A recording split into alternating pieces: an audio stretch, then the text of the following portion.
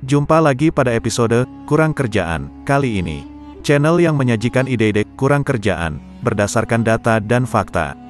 Pada episode kali ini, kita akan menjual air dari Danau Toba ke Qatar. Apakah kira-kira masuk kategori kurang kerjaan? Mari kita mulai.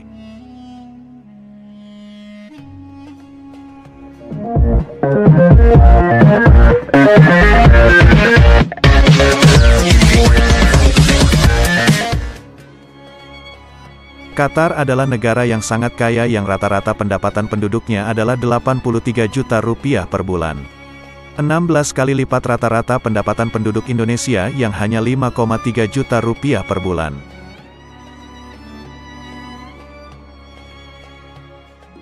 Qatar memiliki penduduk sebesar 3 juta orang, hanya sepertiga penduduk Jakarta, ibu kota Indonesia, yang memiliki penduduk sebesar 10 juta orang.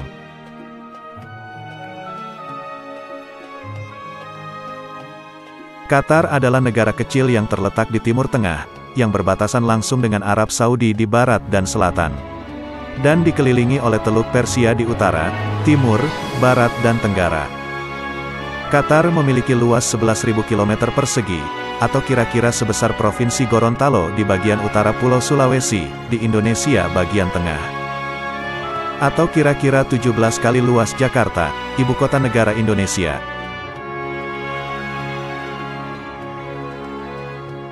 Walaupun Qatar adalah negara yang sangat kaya berkat produksi dari sumber daya minyak dan gas, Qatar memiliki masalah yang serupa dengan negara-negara Timur Tengah yang lainnya, yaitu masalah kekurangan sumber daya air tawar untuk kehidupan sehari-hari. Qatar memiliki curah hujan yang sangat rendah, hanya 75 mm per tahun. Tidak seperti Qatar, Indonesia memiliki curah hujan yang sangat tinggi, yaitu 3.200 mm per tahun, atau kira-kira 43 kali lipat dari curah hujan Qatar. Curah hujan yang cukup untuk menunjang kehidupan sehari-hari penduduknya, dan cukup untuk bercocok tanam dan menghasilkan bahan pangan untuk penduduknya.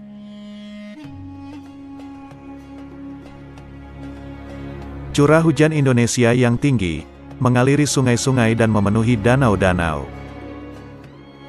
Indonesia memiliki lebih dari 300 sungai, yang mengaliri banyak kota dan memberikan kehidupan bagi penduduknya. Sebagian dari air tersebut, memenuhi lebih dari 90 danau, yang tersebar di banyak pulau di Indonesia. Tidak seperti Indonesia yang untuk konsumsi air sehari-harinya bisa mengandalkan air hujan, Qatar harus memproses air laut untuk dikonsumsi.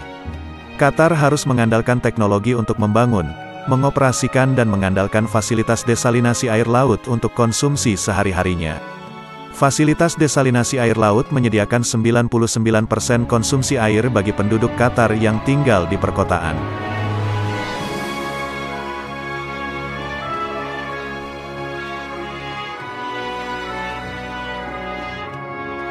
Karena semakin menipisnya cadangan sumber daya air di Qatar, Qatar tidak memiliki banyak pilihan.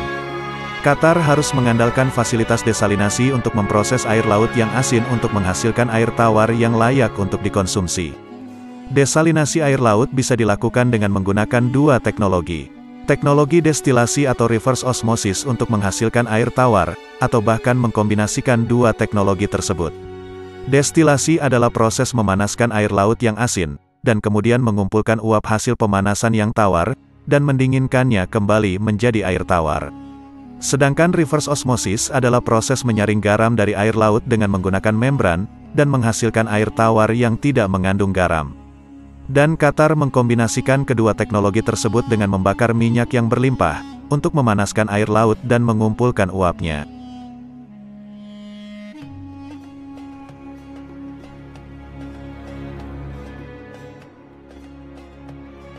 Karena mahalnya biaya yang dikeluarkan untuk membangun fasilitas desalinasi air laut, dan mahalnya biaya untuk mengoperasikan fasilitas desalinasi tersebut, serta banyaknya minyak yang harus dibakar untuk memanaskan air laut untuk diambil uapnya, harga air tawar di Qatar sangatlah mahal.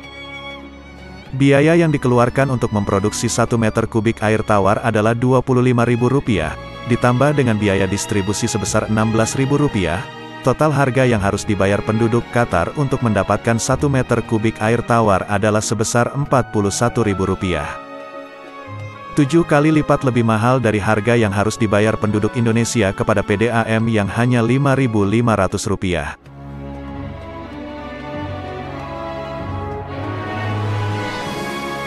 Terlepas dari terbatasnya sumber daya air di Qatar, konsumsi air rata-rata per penduduk di Qatar adalah 500 liter per orang per hari. Atau setara 26 galon aqua per orang per hari. Tentu saja 500 liter tersebut tidak semuanya untuk diminum, atau untuk disia-siakan untuk berenang. Air tidak hanya digunakan untuk minum, tetapi juga untuk memproses makanan seperti mencuci makanan, memasak makanan dan lain-lain. Air juga digunakan untuk kebutuhan pribadi dan keluarga, seperti mandi, membersihkan pakaian, membersihkan rumah, membersihkan mobil, dan lain-lain. Dan air juga digunakan untuk mengairi perkebunan, memberi minum, dan memandikan ternak, di mana hasil kebun dan ternak tersebut pada akhirnya akan dimakan juga oleh penduduk Qatar.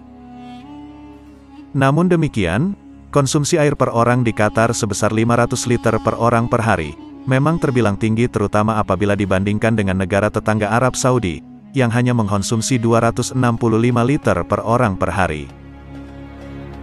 Namun masih jauh di bawah Indonesia sebesar 3.100 liter per orang per hari. Tingginya kebutuhan air penduduk Indonesia disebabkan oleh makanan sehari-hari penduduk Indonesia itu sendiri, yaitu nasi. Di mana padi adalah tanaman yang sangat banyak membutuhkan air.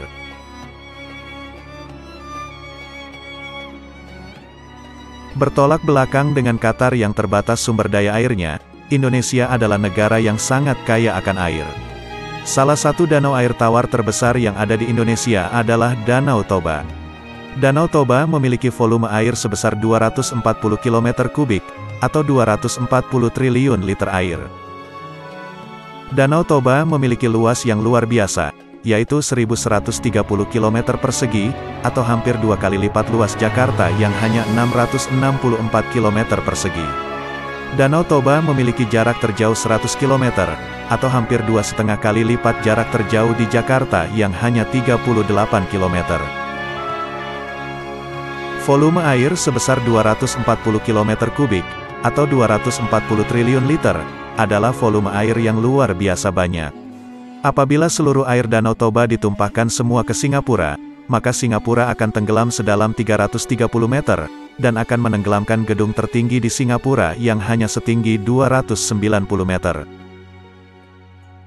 Atau akan menenggelamkan Jakarta sedalam 360 meter, dan menenggelamkan BNI Tower dan Monas yang masing-masing tingginya hanya 262 meter dan 137 meter. Atau akan menenggelamkan Qatar itu sendiri sedalam 21 meter, atau setinggi bangunan berlantai 5. Danau Toba memiliki titik terdalam 505 meter, yang sanggup menenggelamkan 3 Monas yang disusun bertumpuk. Negara Qatar yang kaya namun kekurangan sumber daya air, sedangkan Indonesia memiliki banyak sekali sumber daya air. Apakah memungkinkan untuk menjual air Danau Toba ke Qatar? Mari kita lakukan analisanya. Penduduk Qatar mengkonsumsi total 1,4 miliar liter air per hari. Dan untuk memenuhi kebutuhan konsumsi rakyat Qatar tersebut, apabila menggunakan pompa air standar perumahan, akan membutuhkan 20.000 buah pompa air, untuk memompa jumlah tersebut dalam 1 hari, ke dalam penampungan sementara. 20.000 pompa air standar perumahan membutuhkan daya sebesar 4 MW untuk menjalankan semua pompa air tersebut. Pompa-pompa air tersebut dijalankan 24 jam non-stop untuk memenuhi target 1,4 miliar liter air. Dan akan mengkonsumsi listrik sebesar 2.900 MWh per bulan. Atau konsumsi yang cukup untuk menerangi 7.000 rumah selama 1 bulan penuh. Dan pada akhir bulan, tagihan listrik yang harus dibayar adalah sebesar 2,9 miliar rupiah.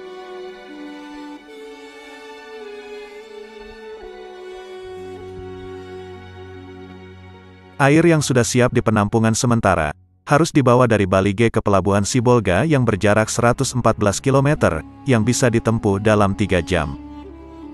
Karena banyaknya air yang harus dipindahkan, mungkin kita harus menyewa truk-truk tangki besar Pertamina yang berukuran 32.000 liter untuk memindahkan air tersebut.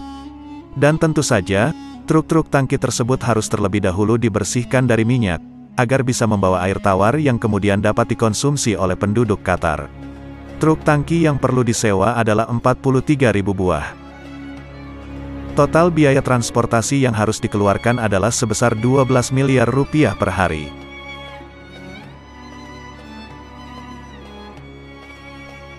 Setelah 1,4 miliar liter air sampai di pelabuhan Balige, air-air tersebut bisa saja dikirim menggunakan kapal tanker Pertamina Pride.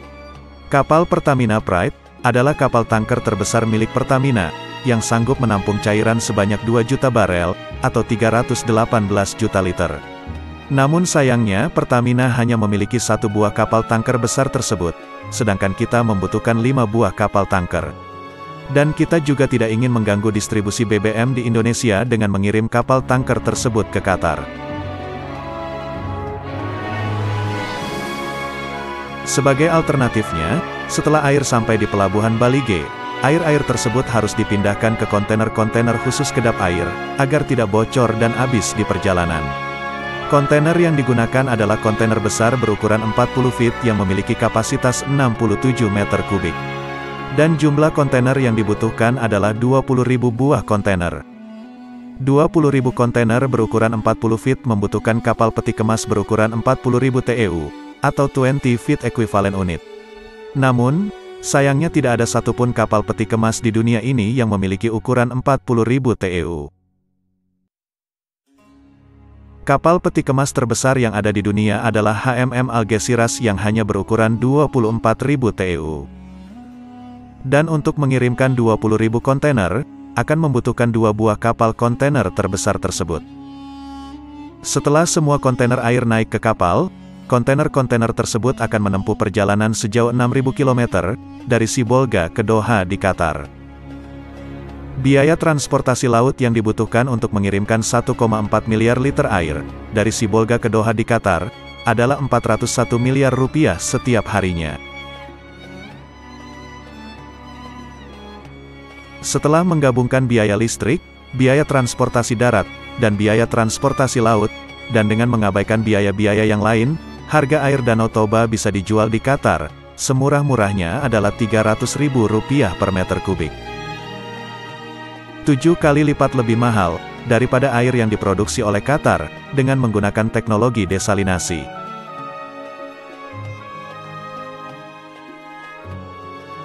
Jadi, rupanya sudah tepat bagi pemerintah Qatar untuk menerapkan teknologi desalinasi, untuk memenuhi kebutuhan konsumsi air penduduknya.